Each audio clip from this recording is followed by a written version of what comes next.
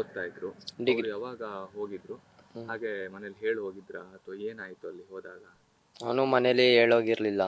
Degree college ಓದ್ತಿದ್ದ, ಮಸ್ಲಿ ಹಾಸ್ಟೆಲಲ್ಲಿ ಪ್ರಥಮ ದರ್ಜೆ college.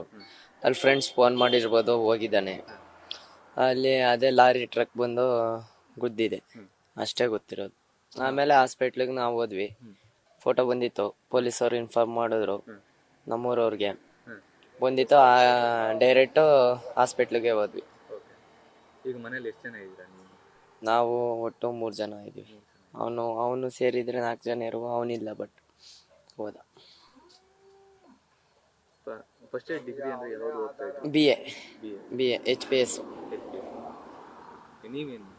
ನಾವು ಡಿಗ್ರಿ HPS ಸೆಕೆಂಡ್ ಇಯರ್. ನಿಮ್ಮ ತಂದೆ ಏನು ಕೆಲಸ ಮಾಡ್ತಾರೆ? ನಮ್ಮ ತಂದೆ ಗಾರೆ ಕೆಲಸ ಮಾಡ್ತಾರೆ. ಮನೇಲಿ ಹೇಗಿದೆ ಆರ್ಥಿಕ ಪರಿಸ್ಥಿತಿ ಹೇಗೆ? ನಾವು ಗಂಡು ಮಕ್ಳು ವಹಿಸ್ಕೊಂಡು ಮಾಡುವು, ಮಿಡಲ್ ಕ್ಲಾಸ್ ಫ್ಯಾಮಿಲಿ ನಮ್ಮದು.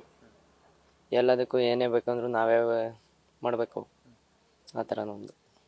ಫ್ರೆಂಡ್ಸ್ ಯಾರಾದ್ರು ಅವರ ಫ್ರೆಂಡ್ಸ್ ಬಂದಿದ್ದಾರೆ, ತಮ್ಮ ಫ್ರೆಂಡ್ಸ್ ಯಾರಾದರೂ ಬಂದಿದ್ದಾರೆ? ಅವರು ಎಲ್ಲ ಪಾಪ ಹೆಲ್ಪ್ ಮಾಡಿ ಹೋಗಿದ್ದಾರೆ.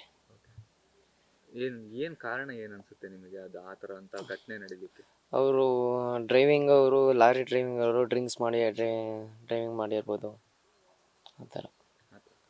ನಿಮ್ಮ ಹೆಸರೇನು? ಪುನೀತ್ ಅಂತ.